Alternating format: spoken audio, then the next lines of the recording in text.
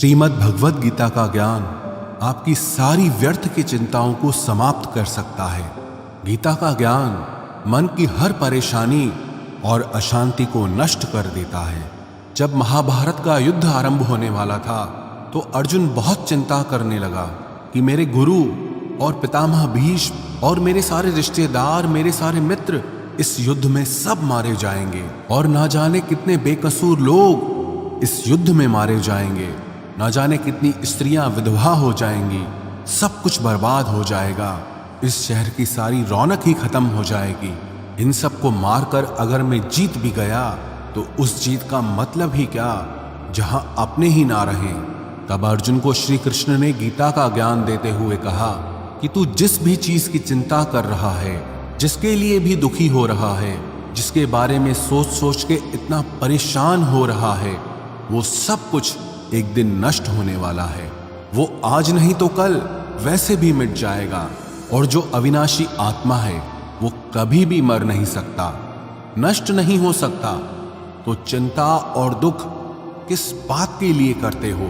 क्योंकि जो एक दिन नष्ट होने वाला है, मिटने वाला है, मरने वाला है, उसकी चिंता करके, उसका दुख करके तुम कर भी क्या लोगे?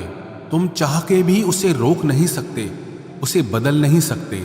तो क्यों चिंता करके अपना जीवन नष्ट कर रहे हो? चिंता तुम्हारे मन को दुखी और रोगी बना देगी, कायर बना देगी।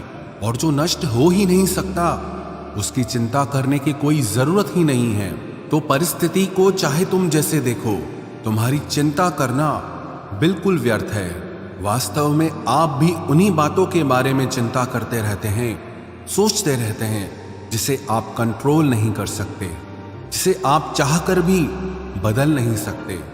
याद रखना, जो व्यक्ति चीजों को जितना कंट्रोल करने की कोशिश करेगा, जितना प्रयास करेगा कि जिंदगी मेरे हिसाब से चले, जो मैं चाहता हूं मुझे बस वो ही मिले, और जो चीज मैं नहीं चाहता वो चीज मेरी जिंदगी में कभी ना आए, ऐसे ही व्यक्ति को सबसे ज्यादा चिंता और तनाव का सामना करना पड़ेगा। क्योंकि ये जिंदगी एक बहते पानी की तरह है, जैसे उसी पानी में दो तिनके बह रहे हैं, जिसमें से एक तिनका पानी की लहरों के साथ आनंद लेता हुआ बह रहा है कि पानी जहां जा रहा है उसके बहने में मैं उसका साथ दूंगा। जहां जहां पानी जाएगा वहां वहां मैं भी इसके साथ आनंद लेता हुआ बहता रहूंगा। वो तिनका पानी के साथ बह रहा है, वो तिनका पानी के साथ नाचता हुआ जा रहा है, खुश होता हुआ जा रहा है। और एक दूसरा तिनका है जो उस पानी के बहाव के साथ लड़ रहा है कि जहां ये पानी जा रहा है मैं उसका बहाव बदल दूंगा, इस पानी को मैं वहां ले जाऊंगा जहां मैं ले जाना चाहता हूं, क्योंकि मैंने अपनी मंजिल कहीं और सोच रखी है। अब वो पानी के बहाव के साथ लड़ रहा है, किनारों से पत्थरों से टकरा रहा है, पर पानी के बहाव को वो बदल नहीं पा रहा, बल्कि जितनी कोशिश करता है पानी से लड़ने की, उतना ही दुखी और उतना ही परेशान हो रहा है। ये जिंदगी भी ऐसे ही बहते पानी की तरह आगे बढ़ती जाएगी। लेकिन अब हमें तय करना है कि हम किस तिनके की तरह बनना चाहते हैं। या तो हम चिंता करके, खुद को परेशान करके जिंदगी से लड़ते रहें, जिंदगी से शिकायतें करते रहें, या तो फिर हम उस दूसरे तिनके की तरह बने कि जहां जिंदगी जा रही है उसी में आनंद लेना शुरू कर दें, उसी में ही खुश रहना शुरू कर दें। हमारी हालत उस व्यक्ति जैसी है कि एक बार एक राजा नगर से गुजर रहा था। उस राजा ने मार्ग में देखा कि एक गरीब बूढ़ा व्यक्ति अपने सर पर लकड़ियों का गट्ठर बांध कर ले जा रहा था। राजा को उस व्यक्ति पे बहुत दया आई। राजा ने उस व्यक्ति से कहा कि तुम इतनी गर्मी में इतना बड़ा लकड़ियों का गट्ठर अपने सर पे लेके जा रहे हो, पसीने से लथपथ लगे पड़े हो, आओ तुम मेरे रथ में आके बैठ जाओ, तुम्हें जहां जाना है मैं तुम्हें छोड़ दूंगा। तो वो व्यक्ति कहने लगा, महाराज मैं बहुत गरीब आदमी हूं, मैं आपके रथ पे कैसे बैठ सकता हूं, मैं तो आपके आगे बहुत छोटा हूं। राजा ने कहा कि मैं छोटा बड़ा, अमीर गरीब नहीं मानता, मनुष्य को मनुष्य की मदद करनी चाहिए। अगर हमारे पास कुछ ज्यादा है और अगर किसी को जरूरत है तो उसे वो चीज जरूर देनी चाहिए। तुम भी एक मनुष्य हो और मैं भी एक मनुष्य हूं, और अगर एक मनुष्य दूसरे मनुष्य की पीड़ा को नहीं समझेगा तो वो मनुष्य नहीं है, वो तो पशु के समान है।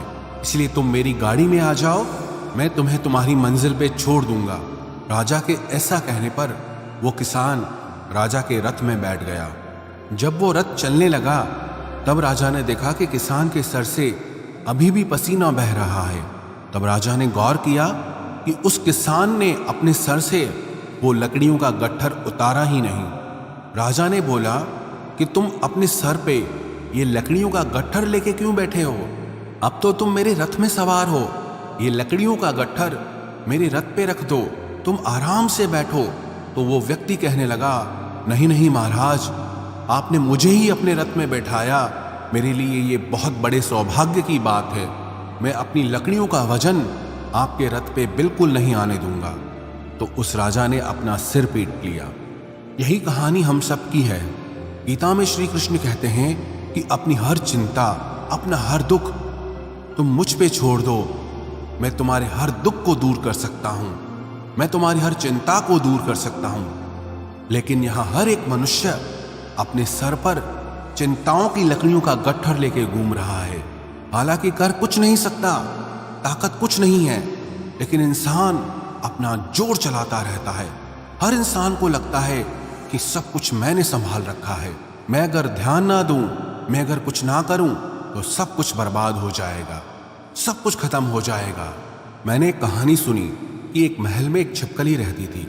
वो सब छिपकलियों की रानी थी। जब कहीं भी जाना होता था तो जो छिपकलियां उसके नीचे थी वो उन्हें भेज देती थी, वो खुद कहीं नहीं जाती थी। एक दिन सब छिपकलियों ने उससे पूछा कि तुम हमारी रानी हो पर तुम कहीं भी नहीं जाती, बस इस महल में ही बैठी रहती हो, ऐसा क्या कारण है कि तुम कहीं बाहर ही नहीं निकलती? तो वो छिपकली कहने लगी कि इस महल की छत को मैंने ही संभाल के रखा है, अगर मैं यहां से चली गई तो इस महल की छत गिर जाएगी। ऐसे ही हर किसी को लगता है कि अगर मैं नहीं रहूंगा तो कोई काम नहीं हो पाएगा। हर इंसान ये वहम पाले बैठा है कि सब कुछ करने वाला मैं हूं और सब कुछ मुझे ही करना है। हालांकि इतनी भी शक्ति हमारे अंदर नहीं कि हम अपनी सांस भी खुद ले सकें। वो प्रकृति ने ऐसा नियम बना रखा है कि हमारी सांसें अपने आप चलती है। अगर सांस लेने का काम हम पे छोड़ दिया जाए तो हम एक दिन भी जिंदा नहीं रह पाएंगे। इधर एक पल के लिए भी सांस लेना भूले और उधर मौत सामने आ जाएगी। और मनुष्य को सोचने की, चिंता करने की ऐसी बीमारी है कि वो सिर्फ आज की चिंता नहीं करता और ना ही सिर्फ अपने कल की चिंता करता है, वो अपने आने वाले 10, 20, 50 साल, अपने बुढ़ापे तक की, अपने मरने के बाद तक की भी चिंता करता है। और एक बात याद रखना कि जो लोग बहुत ज्यादा सोचते हैं, बहुत ज्यादा चिंता करते हैं, उनमें कुछ भी करने की शक्ति ही खत्म हो जाती है, क्योंकि चिंता करने में ही उनकी सारी ऊर्जा नष्ट हो जाती है। ये कलयुग है ना, इस युग में लोग सोचते ज्यादा हैं, करते बहुत कम हैं। कलयुग का मनुष्य स्वभाव से आलसी और सिर्फ व्यर्थ की बातें सोचता रहता है। जिसे करना होता है ना, वो ज्यादा सोचता नहीं है, वो उस कार्य को कर लेता है। पर आप अपने आसपास की दुनिया पे नजर डाल के देखो, आपको अधिकतर लोग ना करने वाले ही मिलेंगे। आपको अधिकतर लोग वही मिलेंगे, या तो व्यर्थ की चिंता करेंगे, या तो सिर्फ आलस्य करेंगे, या सिर्फ बहाने ही देते रहेंगे कि इस वजह से मैं जिंदगी में आगे नहीं बढ़ पा रहा, कि इस कारण से मेरी जिंदगी अच्छी नहीं हो पा रही।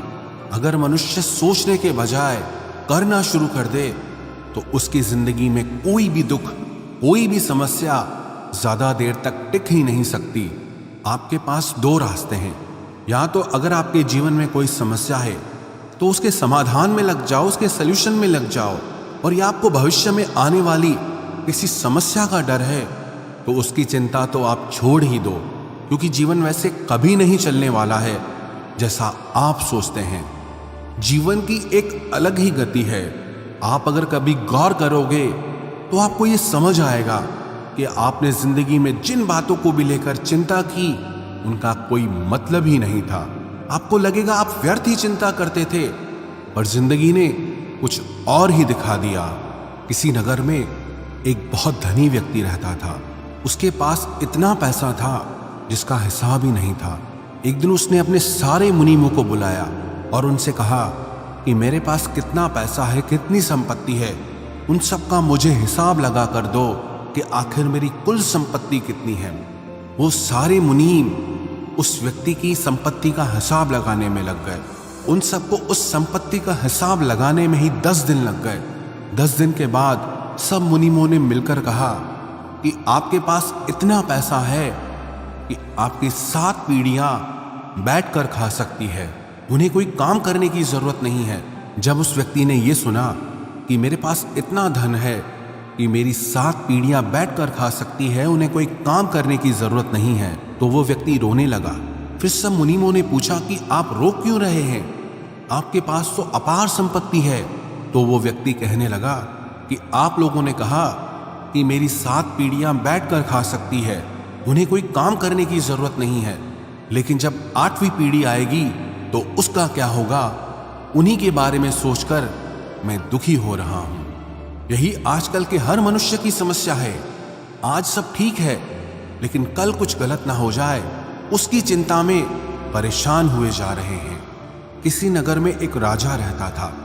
उसका राज्य बहुत बड़ा था और उसके राज्य के आसपास के जो राजा थे उनके साथ भी उसके संबंध बहुत अच्छे थे।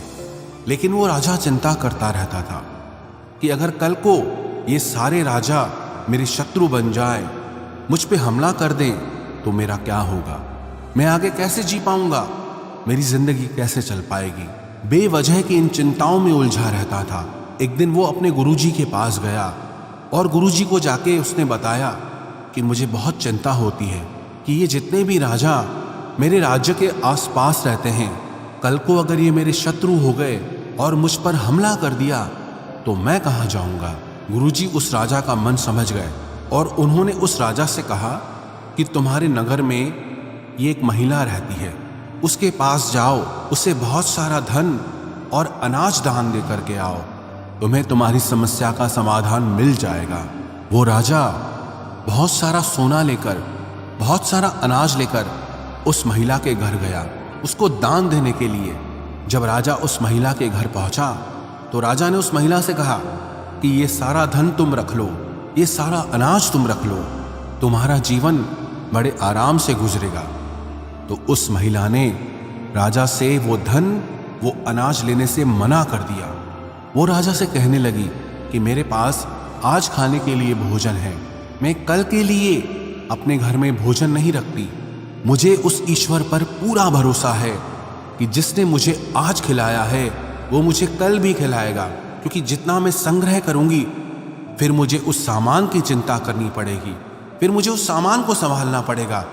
इससे तो बेहतर है कि जो ईश्वर मुझे आज तक संभाल रहा है, मैं उसी के भरोसे खुद को छोड़कर जीती हूँ, क्योंकि जो आज तक खिलाता आया वो आगे भी खिलाता रहेगा। तो गीता का ज्ञान यही हमें सिखाता है।